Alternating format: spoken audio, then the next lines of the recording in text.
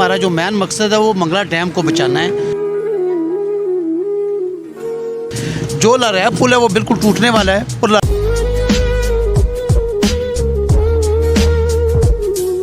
ये पत्थर main topic है, ठीक है। इन्हीं पत्थर की पूरी कहानी है, पूरी एक दास्तान है। दास्तान ये है कि ये पत्थर गायब हुए। जब आपको पता है मंगला डैम की सेफ्टी के लिए नुकसानदेह है तो फिर ये आप हड़ताल करके किसके ऊपर प्रेशर डालना चाह रहे हैं? ये वो पत्थर हैं जिन्होंने इस डैम को रोका हुआ है, जो डैम का पानी मीरपुर में भी नहीं आने देता और पंजाब एरिया में भी नहीं जाने दे रहा। जहाँ तक लहरिया पुल की बात हुई, लहरिया पुल के ऊपर आपने बड़ा काम किया, मैं आपको सलाम पेश करता हूँ। वो दोनों पिलर जो है डिंगे हुए हैं, ठीक है, वो जूम करके भी आप दिखा सकते हैं, सामने नजर आ रहा है, ठीक है। इनको पहचाने ना ये कौन है? ये तो ये देखा कौन भाई जो है रैंडम ही आए थे, आज जो है पूरी प्लानिंग करके आए, ड्रोन लेके आए, मोबाइल सारे लेके आए, आज जो है कुछ करेंगे जी।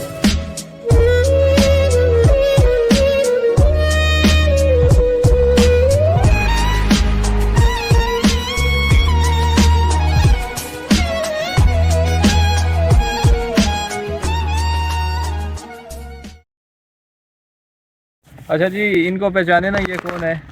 नहीं पहचाना? अगर पहचान लिया फिर भी मैं बताता हूँ, ये इब्राहिम राफे हैं, बड़ी अच्छी यूट्यूब पे वीडियो बनाते हैं, हमारे यूट्यूबर फेलो हैं, ठीक है। तो इनके चैनल पे भी आपने ज़रूर जाना। और अब आएँ, आपको ब्रिज के नीचे से विज़िट करवाते हैं चल के।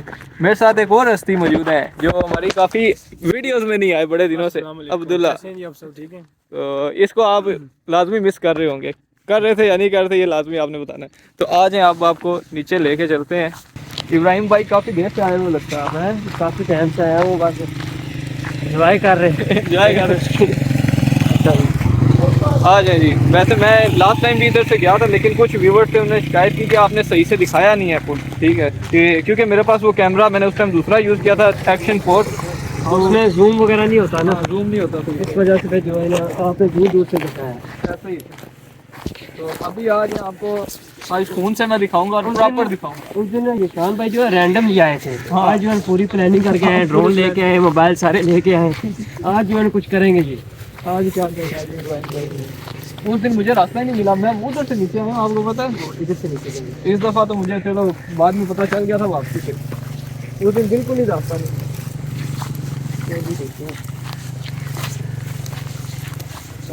ये वाला रास्ता ठीक है, ठीक है। आप गए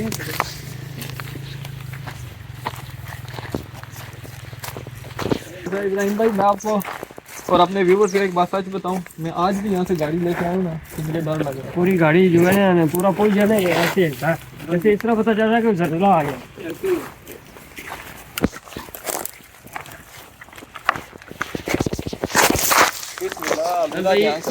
कोई भी वीडियो बनाते हैं उसके जो है पीछे जो हालात होती है वो दिखाई दे ना। हाँ, तो हमारे तो बहन भाई देख रहे वो कहें कि आपकी जो है ना इतनी हिम्मत है कि इससे अभी पास आए, ऊपर से नीचे उतर कर ये पत्थर देखे, इसको कहने ना इतने खतरा होना तो वापस दांत पूछ सकते आपके। अच्छा, इब्राहिम भाई ने बड़ी मजे की बात की, उन्होंने कहा कि मुश्किलात आपको दिखानी चाहिए साथ साथ के किस है, लेकिन इब्राहिम भाई सबसे बड़ी बात अगर मैं हम बहुत कम दिखाते हैं, हम कम दिखाते हैं, वो आवाम बोर हो जाती है। अगर मैं बड़ी बात करूँ ना, तो हम जिस जगह पे खड़े हैं ना, ये भी खतरे से खाली नहीं है। बिल्कुल यही बात। ठीक है, इसके हालात देखें, आ जाओ बिल्ला। अभी ये पुल जो है ना ऐसे डिंगा हुआ है, आज ये अंदर जो है, ठीक है, ये नीचे वाला टेढ़ा हुआ है, ये देखें, ये चाहिए इसके। और ये जब इब्राहिम भाई मैं आपको ये भी बताऊँ, अब जब दोबारा डैम फुल होगा ना, उसके बाद जब पानी उतरेगा फिर इसकी आदत बिल्कुल टूट जाएगा।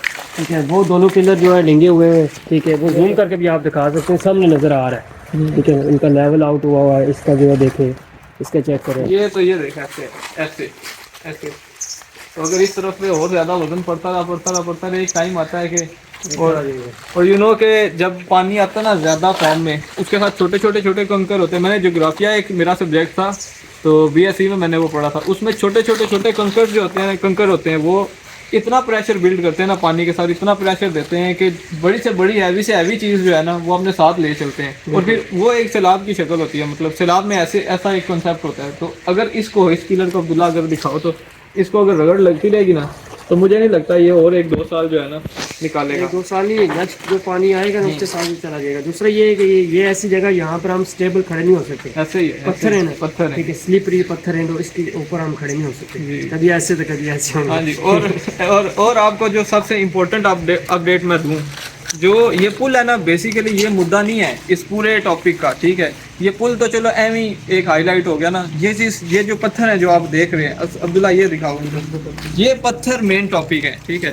इन्हीं पत्थर की पूरी कहानी है, पूरी एक दास्तान है। दास्तान ये है कि ये पत्थर गायब हो रहे हैं, ये वो पत्थर हैं जिन्होंने इस डैम को रोका हुआ है, जो डैम का पानी मीरपुर में भी नहीं आने देता और पंजाब एरिया में भी नहीं जाने दे रहा, ठीक है। बेसिकली ये पत्थर यहाँ से डैम्पर जो है ना लेके जा रहे थे, जिस वजह से अवामी एक्शन कमेटी वालों ने इस पे गौर किया और इस पूरे जो है ना एरिया का जायज़ा लिया और उन्होंने कंफर्म किया कि वाकई पत्थर लेके जा रहे हैं डैम्पर। तो मेन चीज़ ये है, क्या ख्याल है अब्दुल्ला, तू क्या कहता है इस हवाले से? यार जैसे हम पहले हमने साहब से भी बात की है, बात उनकी ठीक है कि जैसे ये पत्थर अब चले गए तो वैसे बात है, पानी का जो बहाव है वो ज़्यादा होता है, इनकी वजह से जो पानी का प्रेशर है वो काफ़ी हद तक रुक जाता है, ख़त्म हो जाता है। तो ये काफ़ी शॉकिंग न्यूज़ है, इंपॉर्टेंट बात है जिन्होंने आवाज़ उठाई है और ये बहुत ज़रूरी था वैसे। ऐसे ही है, ऐसे ही है। तो ये देखना अब्दुल्ला, ये के हालात देखें, ये चीज़ चेक कर, तो सामने से दिखाओ, वो जूम करो ना फॉरेस्ट एरिया में, हाँ। वो दोनों को सही भी ये देखो, ये वाला एक साइड देखो और दूसरी साइड देखो, मतलब ये टेढ़ा है और इसका भी सेम सिचुएशन है, इसको देखें और इसको देखें, ये भी टेढ़ा होगा, ये देखें, ठीक है। मतलब डिफरेंस आपको सामने वाज़ह डिफरेंस आपको नज़र आएगा। तो खैर यही थे इस ब्रिज के हालात, जो शायद पिछली वीडियो में मैं नाकाम रहा, प्रॉपर नहीं दिखा सका शायद पिछली वीडियो में। तो इस वीडियो में मैंने इस चीज़ को मेक श्योर किया कि मैं आपको प्रॉपर दिखाऊं कि यहाँ से सरिया भी निकले हुए हैं, पिलर्स भी टेढ़े हुए हैं और वाकई में ये ख़तरनाक ब्रिज है। तो अब तो मैं खैर दोबारा इस तरफ इस ब्रिज से नहीं आ रहा, आज लास्ट था इस ब्रिज पे आया हूँ। तो अभी सबसे इम्पोर्टेंटली मैंने जाना है चौधरी अजहर महमूद साहब के पास, जो कि इस पूरी मुहिम को लीड कर रहे हैं, जो कि इसके हीरो हैं, मतलब इस टॉपिक के मैं तो उनको हीरो ही कहूँगा, क्योंकि उनकी वीडियोस और उनकी काविश की वजह से मुझे ये पता चला कि यहाँ पे ये इशू है। तो उनसे मिलना है और उनसे बड़ी इंपॉर्टेंट चीज़ पता करनी है कि अब यहाँ पे डैम्पर्स वगैरह क्यों नहीं नज़र आ रहे। उस दिन तो मुझे इतने ज़्यादा डैम्पर नज़र आए, अब तो एक डैम्पर भी नहीं है। तो क्या अमल दरामद हुआ है इस पुल को लेके, क्या खुशखबरी है और क्या बड़ी न्यूज़ है, ठीक है। तो आ जाएँ, अजहर महमूद साहब से मिलते हैं और फिर वहीं पे इस वीडियो को एंड भी करेंगे। आ जाएँ। तो व्यूवर्स, इस टाइम हमारे साथ वो हीरो हैं, ठीक है, वो इंसान हैं जो जिन्होंने इस पूरी तहरीक को लीड किया, जिन्होंने इस पुल और मंगला डैम बचाओ मुहिम को इस टाइम जो है ना उजागर किया, ठीक है। 3 महीने से ये इस चीज़ पे वर्कआउट कर रहे थे। इस टाइम वो हमारे साथ मौजूद हैं, इनसे हम पूछेंगे कि अब पुल के हवाले से क्या पेश रफ्त हुई है। जी अजहर साहब, कैसे हैं आप, ठीक हैं? जी बहुत बहुत शुक्रिया, अस्सलाम वालेकुम आपको भी और तमाम व्यूअर्स को भी। ये जो लारैब पुल वाला है, ये इतना बड़ा इशू नहीं था। हमारा जो मेन मकसद है वो मंगला डैम को बचाना है और मंगला डैम की सेफ्टी को बहुत बड़ा नुकसान ये है कि 20 किलोमीटर के दूर से ये सारी क्रैश जो मशीनें लगी हुई हैं, इनके ऊपर ये कंडीशन थी कि जो रेड जोन है उसके बाहर ये लगेंगी, लेकिन ये बदनसीबी से हमारा कुछ अपना जो निज़ाम है हमारे इस मुल्क का, इन्होंने NOC ले लिए मिल मिलाकर, तो इन्होंने सारी रेड जोन के अंदर लगा दी। अब ये है कि हमारा सबसे बड़ा और मेन जो मकसद है वो ये है कि डैम को बचाना है और इन क्रैश मशीनों को जो हमारा रेड जोन है उससे बाहर निकालना है, 22 किलोमीटर के अंदर बाहर लेकर जाना है। जहाँ तक लारैब पुल की बात हुई, लारैब पुल के ऊपर आपने बड़ा काम किया, मैं आपको सलाम पेश करता हूँ। व्यूज़ का भी बहुत बहुत शुक्रिया कि व्यूज़ इसको माशाल्लाह बहुत सीरियस ले रहे हैं। जो लारैब पुल है वो बिल्कुल टूटने वाला है और लारैब पुल की पोजीशन ये है कि 20 किलो, उसके ऊपर लिखा हुआ है कि 20 टन से ऊपर वहाँ से लोड नहीं जा सकता। और आज मैं आपको बताऊँगा जो हमारे ज़िली इंतज़ामिया के साथ उस दिन जो हमारा धरना था, जो एहतजाज था खड़ी वेलफेयर सोसाइटी का और जॉइंट अवामी एक्शन कमेटी का, उसमें यह था कि इसके ऊपर से जो गाड़ियों को दाखिला मना किया जाए। तो आज माशाल्लाह ये हमारी जो असिस्टेंट कमिश्नर हैं जिनके साथ हमारे मुज़ाकरात हुए, उसमें DSP साहब भी थे, SHO साहब भी थे। तो जो हमने चीज़ें उनको कही थी वो सारी उन्होंने एक्सेप्ट कर ली हैं और उन्होंने अपनी सिफारिश भेज दी है कि तमाम किस्म की हैवी ट्रैफिक के लिए इसको बंद कर दिया जाए। साथ ये जो हुआ है कि उन्होंने कहा है कि सुप्रीम कोर्ट की रोशनी में 14 दिन के अंदर अंदर एक ऐसी कमेटी बने जो उस रेड जोन का विज़िट करे और जितनी भी मशीनें रेड जोन के अंदर आती हैं, मंगला डैम रेड जोन के अंदर, उनको वहाँ से बाहर किया जाए। तो इंशाल्लाह मुझे उम्मीद है, एक तो मुझे अवामी एक्शन कमेटी का जो हमारा इत्तेहाद है, जिस तरह से हमारी यूथ मुनज़्ज़म है, उस पर भी मुझे बड़ा फ़ख्र है। और साथ जो हमारा ज़िली इंतज़ामिया से भी उम्मीदें वाबस्ता हैं कि ज़िली इंतज़ामिया इसके ऊपर इंशाल्लाह कंट्रोल करेगी। और एक तो खुशखबरी ये है कि ये जो माफिया था, क्रैश माफिया और डंपर माफिया, उन्होंने खुद हड़ताल कर दी और ख़ुद हड़ताल करके वो बैठ गए।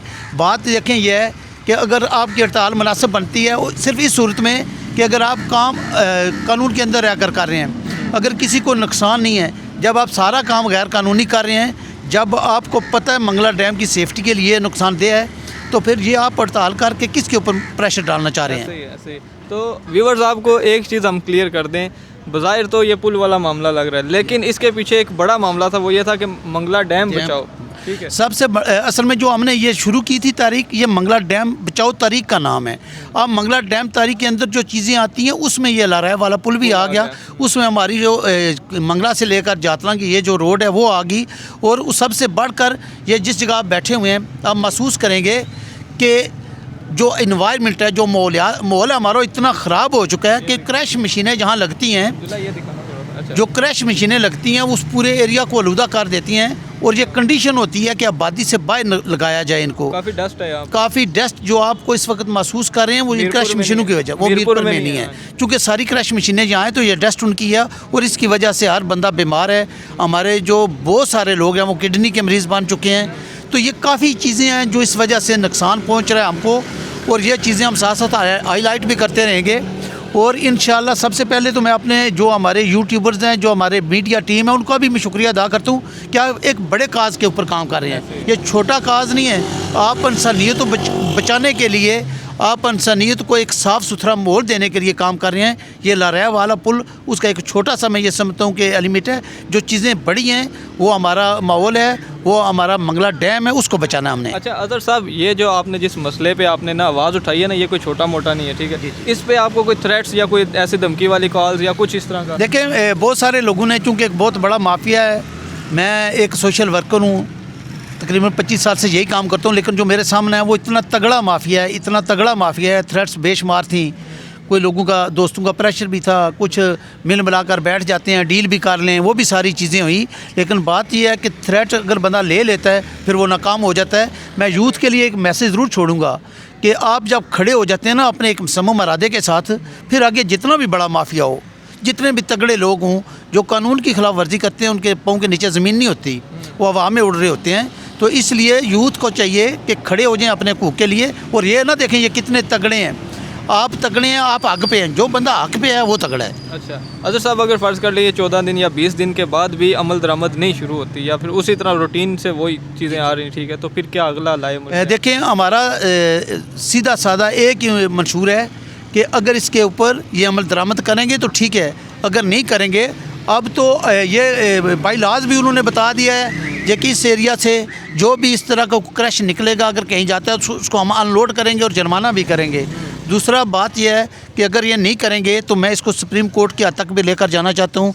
मैंने पाकिस्तानी मीडिया से भी अपील कर दी है, और माशाल्लाह इंशाल्लाह बहुत जल्दी जो हमारे बड़े चैनल हैं वो इस जगह की विज़िट करने आ रहे हैं। और मैं ये चाह रहा हूँ, एक मैसेज मैं आज पहली बार आपको दे रहा हूँ कि मैं ये गुजारिश करूँगा अपने पाकिस्तानी अदारों के साथ कि अगर आप कश्मीर की नेता अवाम के ऊपर अपनी FC, PC और रेंजर ला सकते हैं, तो क्या आप अपने मंगला डैम को बचाने के लिए माफिया के ख़िलाफ़ नहीं ला सकते? सबसे ज़्यादा हक आपका बनता है मंगला डैम को बचाएं। हम हाज़िर हैं, आप लाएं हमारे लिए, FC लाएं, PC लाएं, रेंजर लाएं। लेकिन मैं उस दिन मुझे पता चलेगा कि आप लोग मुखलिस हैं पाकिस्तान के साथ, आप लोग मुखलिस हैं आज़ाद कश्मीर के साथ, तो वही रेंजर लाएं, वो सारी जितनी भी आपकी फोर्सेस हैं उनको लाएं, और ये जो माफिया इसको उठाएं वहाँ से।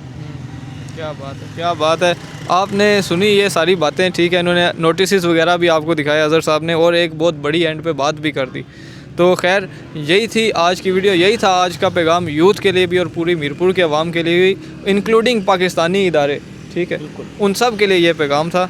तो खैर अगर आपने इस चैनल को सब्सक्राइब नहीं किया, इस चैनल को सब्सक्राइब कर लें। इस तरह की इंपॉर्टेंट अपडेट्स और इंपॉर्टेंट वीडियोस मैं लेके आता हूँ। तो मुझे चौधरी अजहर साहब को इजाज़त दें, इंशाल्लाह मिलेंगे किसी नेक्स्ट वीडियो में। अल्लाह हाफ़िज़।